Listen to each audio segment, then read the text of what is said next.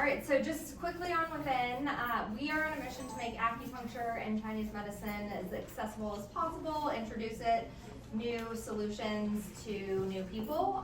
We have 3 locations in Flatiron, Upper West, and Williamsburg. We're opening NoHo in a couple months and continuing to expand beyond that. We're super passionate about bridging Eastern and Western medicine, we envision a world of preventative health care, where mental health and physical health are very intricately connected. And I was inspired to start within after my own health transformation, which started with chronic pain and a ski accident, but also has spanned through mental health, stress relief, insomnia, general immunity, and then finally fertility, which was, I think, the last part of my journey where I felt like, wow, this is so powerful. I really need to be able to share acupuncture and Chinese medicine with more people.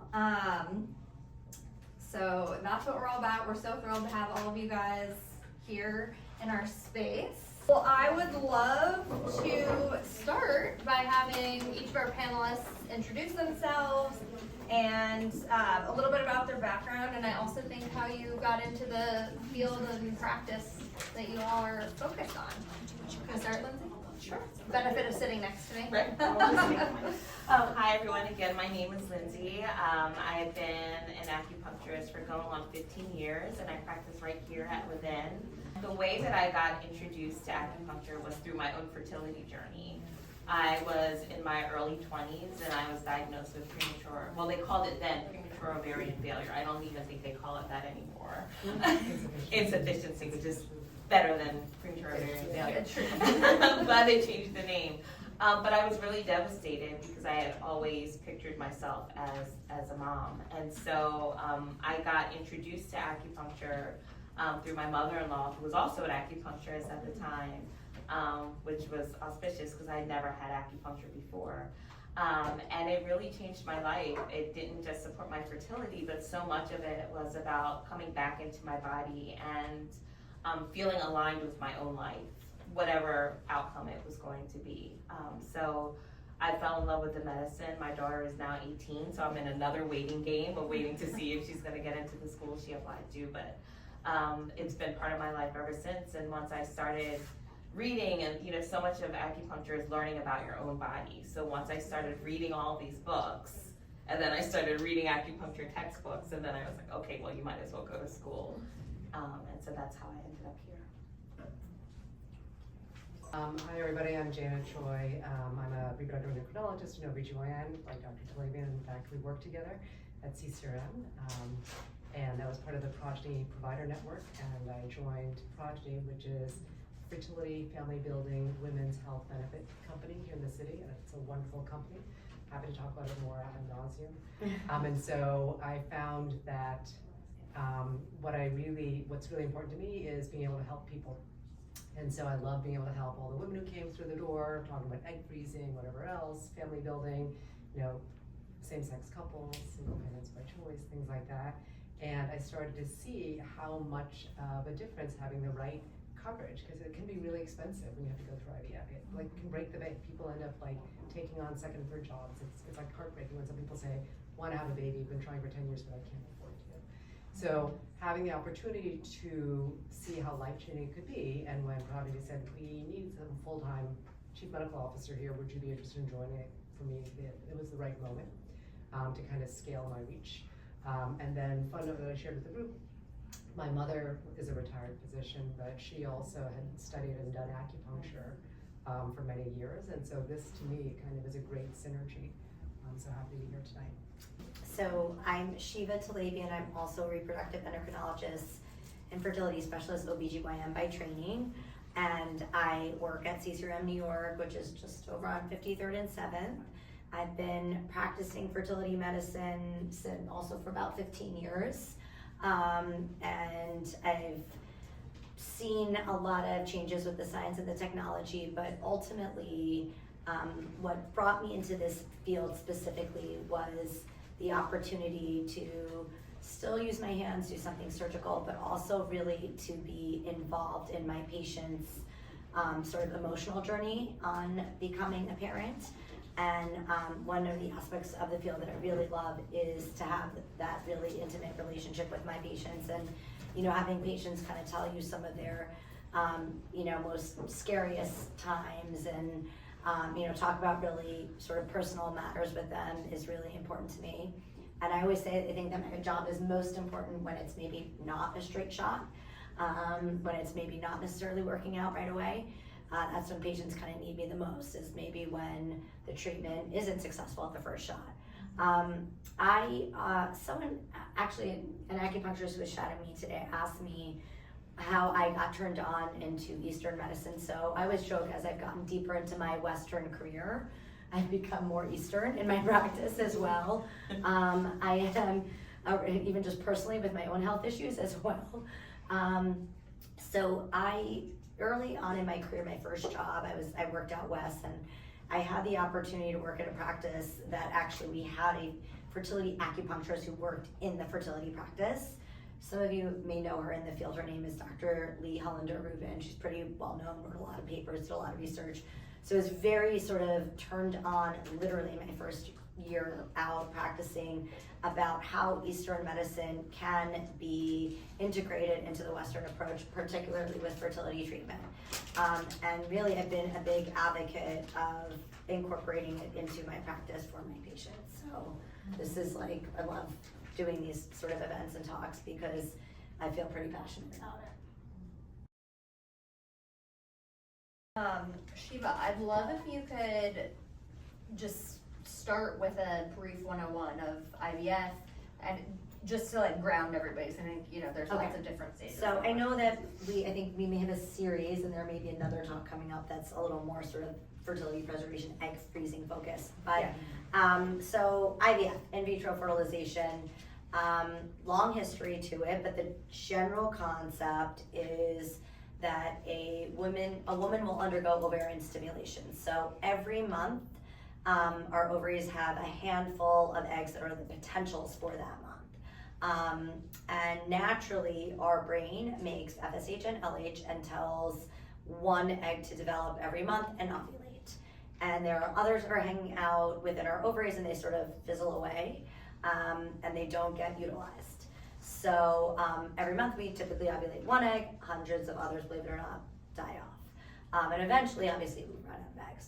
Different discussion. But IVF is essentially when, around the time that the woman's period begins, she starts the stimulation process. And they're injections of FSH and LH, so the same thing that our brain makes, but at a higher dose to try to get all those potential eggs that are hanging out to grow.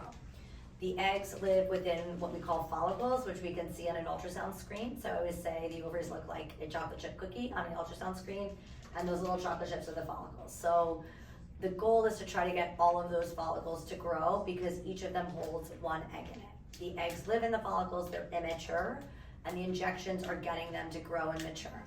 So around the time a period begins is typically when the injections start, and they last for, on average, about 2 weeks. And there's all different protocols and slight variations, but within that 2-week window, women are coming into the office every couple morning for monitoring, where we're doing an ultrasound to measure the follicles grow, and we're doing blood levels to check the hormones, and we're controlling the growth of the process of those follicles.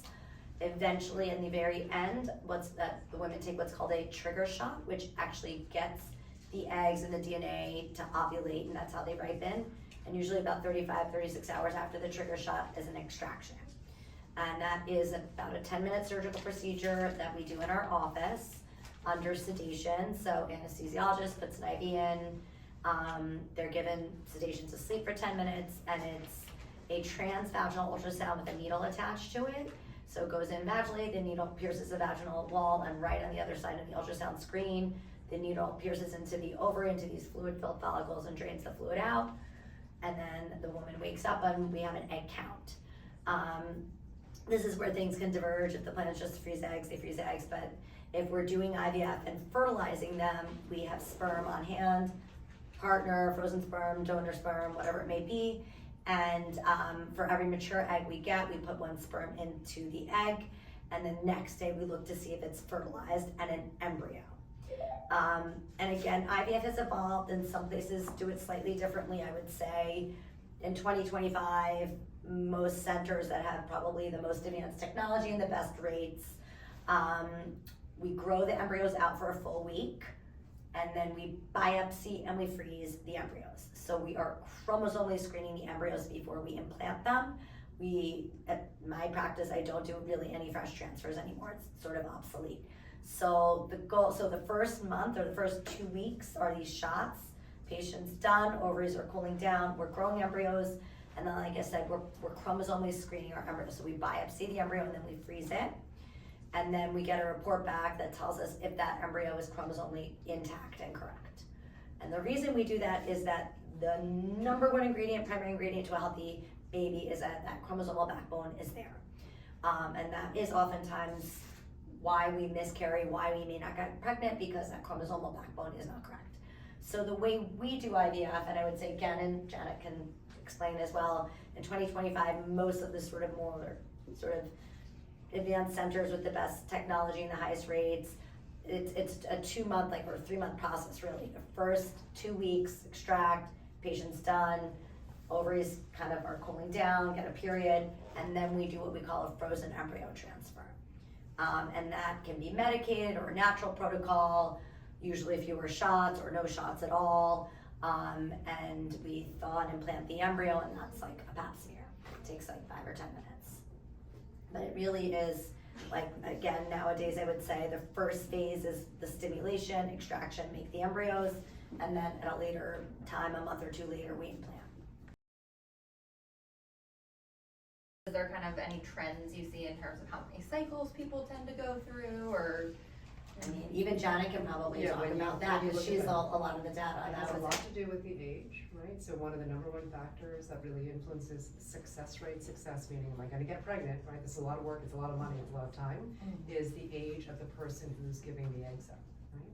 And that has to do with, unlike people born with testicles, right, or making sperm, males in general, they're making sperm every single day, which is why you see guys, you're like, how is that 65-year-old, having a baby? 35-year-old is making sperm, right, in many cases.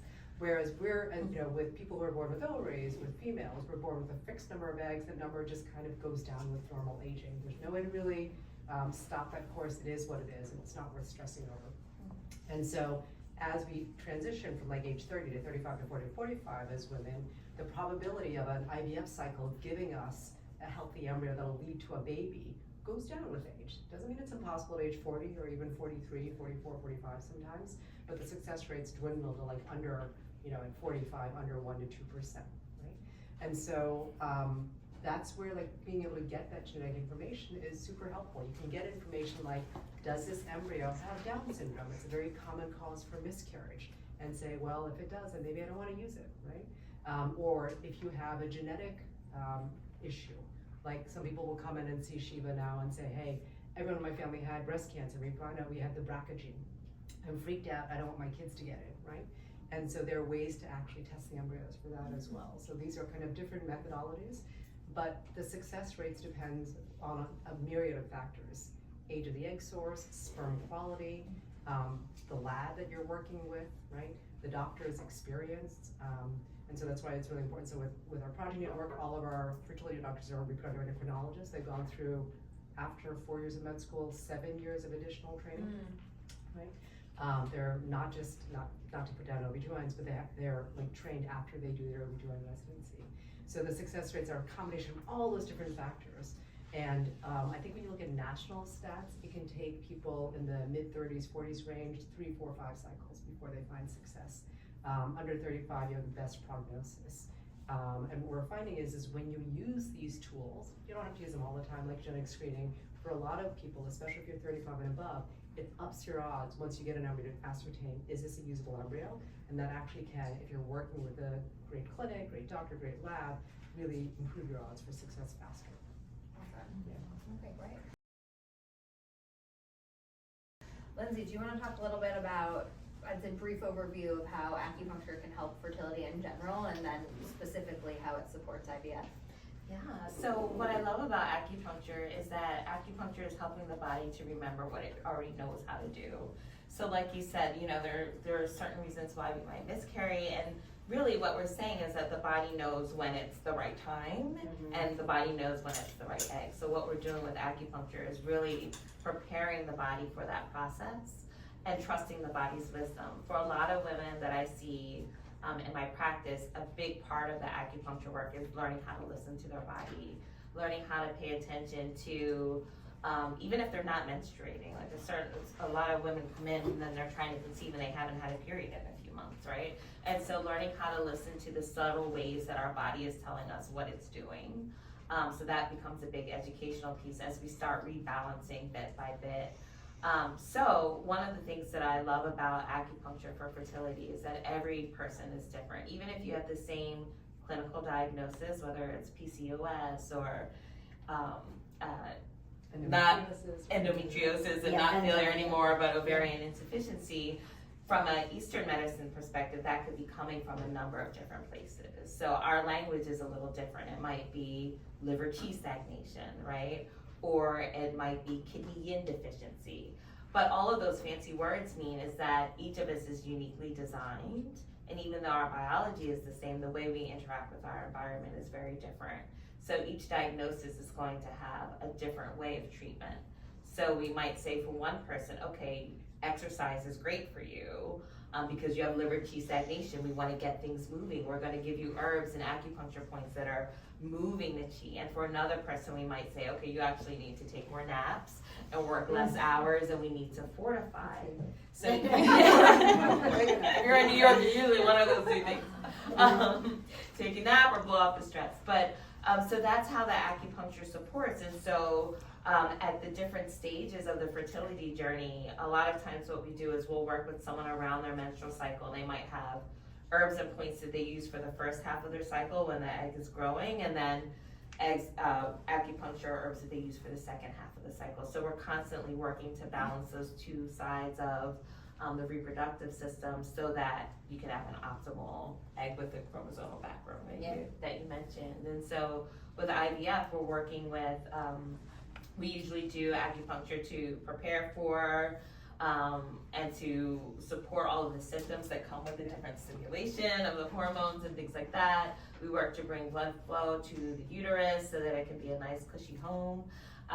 And we just kind of work to make sure that everybody's body is completely as balanced as it can be, including the imbalances that come from the emotional stress of the process itself, right? So there's a lot of waiting. There's a lot of anxiety, there's a lot of fear, there's a lot of grief, right? Because it's not always a one-time thing, and so the acupuncture supports the balance at each stage of that process. And what way the acupuncture can help is talking about partners as well. Yeah. Because the partners who are helping the person who's going through the egg retrieval process oftentimes feels at sea, and so using acupuncture there can also be very helpful. What would you say is the best time to get started for acupuncture? Is it start at the same time? Does it start before? Before. I knew the answer to that, just to be clear. I'll say this in Western Yeah. We usually But it's never too late. It's never too late. Come as you are, right? You didn't do it wrong. That's the first thing. But we really like to work with someone for at least 3 months before they go into IVF treatments, because it gives us 3 menstrual cycles or 3 report cards to make sure things are balancing. And then you can start to see, oh, okay, I'm ovulating on day 14, whereas at the beginning of the process, I was ovulating on day 5 or day 8, right, of my cycle. So those are the kinds of things that we're looking at over that 3-month period to really optimally prepare you. But we certainly have folks that come in and say, okay, I'm starting tomorrow. I'm getting my period now and I'm starting this cycle. And we just meet you there, and we will do acupuncture all the way through the process, all the way up until through pregnancy as well. So the life cycle also of the egg and sperm is roughly 90 days. So if I do an egg retrieval today, those eggs were sort of in the pipe for 3 months. So the acupuncture leading in, and so for me also acupuncture also includes like herbal treatment supplements too. So some of the supplements that we both may recommend along with the acupuncture to really, I think, see a benefit, you really kind of need that 90-day window. And a lot of times also I rely a lot on my Eastern colleagues to also, I think a lot of times you discuss nutrition as well as myself, but it's like nutrition, supplements, acupuncture, lifestyle changes. Like I tackle it, but I think you tackle it a lot as well too. And so I think really to really see the full benefit, it is 3 months. But like you said, like we all the time have patients come in and it's, you know, I don't know that I want to tell a 43-year-old to wait 3 full months to do a round of IVF because time is of the essence in some cases. But so it's, you know, it's never too late. I'd love to build on the supplements, medications, vitamins. Is there any kind of general guidelines that you follow? What types of medications do you take? What types of supplements and vitamins are you guys recommending? So again, so for us, we have our protocols, which is like the drug regimen to stimulate the ovaries. And again, I've been talking about IVF, but obviously there's other treatment other than IVF, like oral medications to stimulate ovulation in women who don't ovulate. But if we're really kind of more IVF focused, so there's the drug protocols themselves, and then which are, you know, we prescribe that's, you know, Clomid, Letrozole, injections, you know, Follistim, Menopur, Gonala. But in terms of the supplements, and again, there's, you know, these are hard things to study, but generally we want to just make sure that the woman is, you know, adequate nutrition. So usually recommend a prenatal that has like omegas, methylated folate versus traditional folic acid, CoQ10, acai. These are high dose antioxidants. There's a lot of buzz now on NAD. That's another supplement that's out there in drip form and injection form. Again, there's a lot out there. I think I often again rely a lot on the Eastern folks who kind of do an assessment also, and you know, like CoQ10 is anti-inflammatory, which may be helpful for endometriosis as well. But I think the kind of what I just described, like there's nobody who shouldn't take those or can't take them. Anything you want to add, Lindsay, from an herbal perspective? Or? Yeah, with the Chinese herbs, we really, again, it's very individualized, so it's looking specifically at your physiology and which herbs are going to support either movement or nurturing or replenishment, and we do that assessment as part of your treatment. And I will say that there are sometimes we have folks come in that don't feel comfortable taking herbs. They don't know how they're going to interact, and that's fine too, because you don't want to be swallowing fear every time you take the herb and saying, oh my God, I hope this is okay, I hope that, you know, it's like, so we want to be mindful of that as well, but we do recommend herbs based on your unique prescription of your physiology. Janet, I'd love to transition to you and chat a little bit more just about the financial aspects in general. How much does it typically cost? How do you go about talking to your employer, finding out if you have benefits? Right. Maybe even just like a little more on Progyny too would be great too. Thanks for asking that question. So I think for those of you, unfortunately, who, you know, had to go through this, and if you didn't have coverage, you've quickly found how costly it is.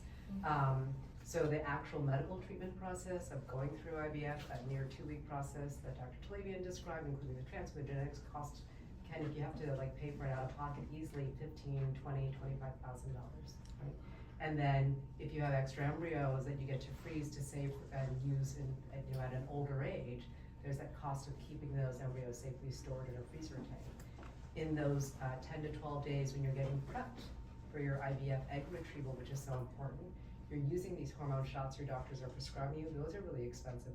Those can, for a 1 cycle attempt, easily run like, you know, a couple of $1,000 if you're on a lower dose regimen to like $5,000, $10,000. So it quickly adds up. And that's why I was alluding to sometimes, you know, patients will say, I can't afford it, right? It's my employer doesn't have any benefits that cover it, or I ran out, or I have partial coverage. And this is what we see all the time in the office, where sometimes we kind of have to haggle with the patients, because I had one patient once come and say, all right, I have a great benefit. And I was like, great. They're like, it's a dollar cap. It's like an X number of dollars, and I want to, you know, squeeze every, you know, penny, like, you know, out of it, like all the worth. And they're going through the whole IVF regimen, and then we get to the retrieval, and she was like, can we cut out the anesthesia from the retrieval, because I want to save money, and I can't afford the extra cost. And I was like, I would not advise it. You just heard what she was describing. I was just, because you know, we've done all these retrievals for years. you know, makes you cringe thinking about that needle going into your vaginal sidewall, into your ovaries. You don't want to move around, right?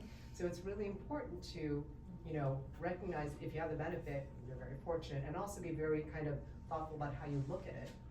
You want to ideally have a benefit, and this is the reason why I was quickly convinced that Progyny was different from any other fertility coverage solution out there. It really covers everything end to end. It's not like you have to haggle with your doctor and doctor's, you know, business office to say, you know, what's on the list that's covered by insurance, what isn't, or let's do some math because I'm going to hit a ceiling pretty quickly. If you need PGS and screening of the embryos, great, it's covered.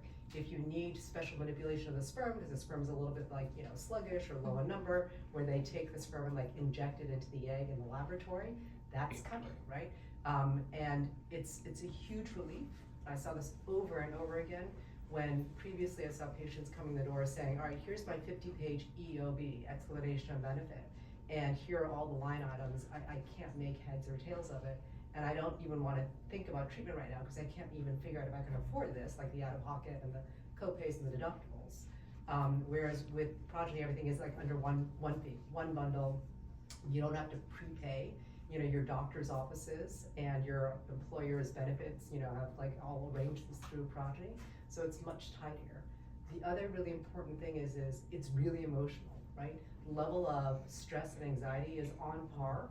And my colleagues and I talk about this all the time with like people with a cancer diagnosis, sometimes even worse. Like we have our oncology friends calling us up and saying, dudes, your patients are really stressed out, right? And so it's not only getting hooked up with the right doctor, the right clinic, the right wonderful nursing team, the right benefits, but making sure, like, if you have that patient care advocate, someone who was, you know, worked in a fertility clinic as a nurse, or worked in a fertility clinic before as an embryologist, and they're on speed dial for you, and they're assigned to you throughout the process, even before you go to see the doctor, like Dr. Talabian. They're there to answer questions like, I don't want to see a doctor yet, we just started trying last week, but what do I need to do vitamin-wise? What can I do, like, lifestyle-wise? Should I talk to an acupuncturist? Because I really would like to try to avoid seeing an REI if I can. What can my partner do? That's where having this, like, speed dial PCA kind of helping you out through the whole journey is really important. And like, case in point, you know, I would graduate patients after they were 8 weeks pregnant. They're like, great seeing you, doc. Like, you were really helpful, but boy, I loved my PCA. I want to take him or her or them with me on my next leg of the journey. So that's the kind of ideal, like, comprehensive benefit you really want to be looking for. And if you don't have it, you need to speak up. Some of my teammates here actually ran a survey recently. And what they discovered was about 60 to 65% of our clients, of the employers who use us now, actually came to us because their employees were noisy enough and said to them, hey, if you want us to stay with you, right, we can't afford to have a family because we have all these fertility issues, we need you to offer really decent benefit. And so they come to us saying, all right, what do? We want to be able to serve them, and you need to help figure this out for us. So if you don't say anything, it's not like your bosses don't care, they just may not know, right? So that's also really important. Speak up. Amazing. Shifting gears a little bit, I'd love to talk about also partner support. I feel like we've talked a lot about the process for a female. I'd love to also talk about both Eastern and Western perspectives on, I loved what you mentioned earlier, Janet, about the emotional support, because I think that's an under-discussed topic, but are there other ways or other things that partners could be working on? Certainly with acupuncture, we can work with partners around sperm quality and mobility. We also, of course, work with the emotional side. It is extraordinarily stressful for partners as well. I don't want to underestimate that or underscore that. And then another thing that I think of in terms of acupuncture for fertility support is also acupuncture can support libido, which can also be, you know, once you're trying to conceive and it kind of takes the romance out of it. Like, it's a little bit like mechanical at a certain point, and so libido is certainly connected to our emotional state as well and our stress levels. So we use acupuncture to support that as well for partners. I mean, 20%, 20-30% of fertility is also male factor. So it is a big part also of what we do. And again, so men are not born with their sperm, they start producing sperm at puberty and go on and produce it forever, and typically at 3-month intervals. So it is highly lifestyle dependent, right? They can be heavy smokers, stop smoking, 3 months later, it's a new batch of sperm. So, so definitely, if just lifestyle in general, some research coming out on like chronic marijuana use and some of the complications associated with that, vaping, excessive substance use, always bad. But, obviously a lot of men are super, super healthy, live really clean lifestyles, and they still have sperm, low count or motility. So, we always do a semen analysis like upfront, part of the workup. And there's some great, I'm not a fertility urologist, but we know some great ones. But again, same thing, acupuncture can it's improving blood flow, etc., can help with sperm function. There are some, supplements that are out there now that are targeted, kind of marketed like male prenatals that are great. But yeah, I think it's important to think about lifestyle, because at least with sperm, it 3 months later, it's a new batch. The other thing that I've been seeing a little more of recently are men that are being put on HRT, so it's direct testosterone, and they need to understand if you're taking testosterone, that actually shuts down your sperm production.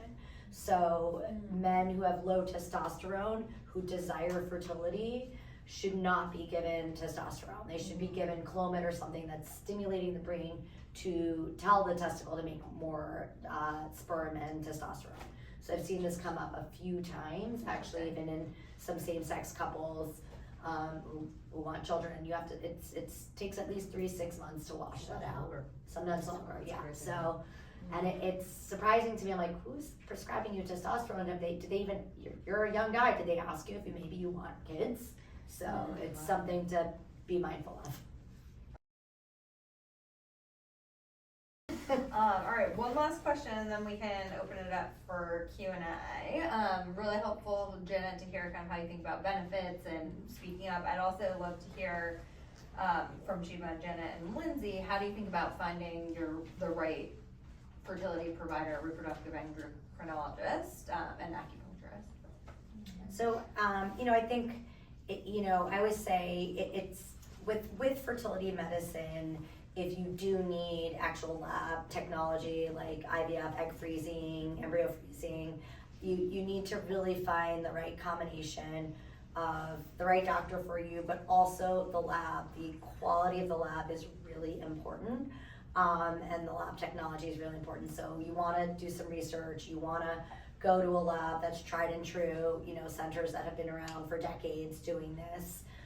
So there's the lab aspect, because a lot of the science that goes on there will determine the success rates. And then there's definitely the doctor component and the clinic component. And I do hear a lot that, patients who come to me from other places, and I get a lot of second opinions, and then transition of care to me and my clinic and us, is that a lot of patients often feel like it's a factory, the care is not personalized, the protocols are not personalized, it's just they're told to do the same thing over and over and over again. And I would say that definitely I have the benefit of being able to spend more time with my patients and really personalize the care. So I just think that that's important. I think that if you feel like you don't have time with your team, your doctor, your nurses, you don't have time to ask questions, or it's months after your treatment's over that you get time with them, I think it doesn't need to be that way. And so that might be time to get another opinion, because it really is a collaborative process. I've learned from my patients, and they learn from me. And sometimes they present me with things they've read about or ideas they may have had, and we talk about it, and sometimes I incorporate that into their care, and it can make a big difference. So, I think it's important to feel that you're heard, and that if it's not working out, you learn from it each time, and you tweak something and you try something new. Yeah, I think again, for people who have, at least in our system, because we actually screen and credential our reproductive endocrinologists and urologists, and we actually, this is freely done, like, we get data from the clinics who are in our network, and we get scorecards that we share with the doctors and their managers there, so they can kind of keep track of their trends in pregnancy rates. And so when we have members call saying, I live in New York City, what can you suggest in the area? Their PCA can run through some of these quality metrics with them, kind of give them a sense. Sometimes for people they might say, I don't really care about whether it's a factory or whether it's, hands-on. I want someone specializing in same-sex, family building. and they actually can sort of try to help members match with that too. Or with, a lot of expertise with, single parents who are building their family too, Dr. Choi. And then, other things like that are very important. And for each person, it's gonna be kind of different beyond the making sure that you see a well-trained doctor who has a lot of expertise, making sure that it's an excellent lab, a lot of great scientists behind those doors taking care of your eggs and sperm, super important, the nurses.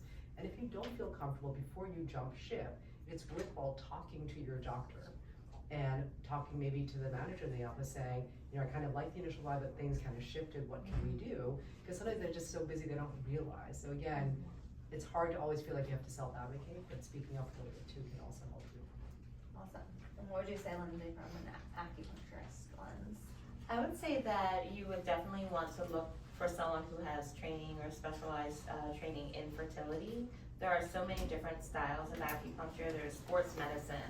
There's folks that specialize on digestive, right? So you want to make sure that you're working with someone who has experience working with reproductive health and has done some of that post-grad training. I know here at Within, if you call and say, I'm looking for fertility or reproductive health, who do you recommend? The front desk always knows who has that additional training.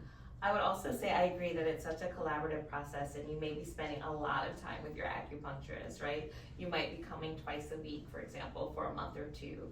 And so you want to make sure that you're with someone that you feel like you can trust and that you can ask questions, because it's a learning process. You're learning or relearning your body. So an acupuncturist that you feel comfortable and safe to ask questions, even if they feel like they're silly questions. There are no silly questions. It's a whole new world that you're stepping into. Maybe even an acupuncturist that will give you some homework or things that you can do at home. My patients often ask me, well, what can I do in between treatments?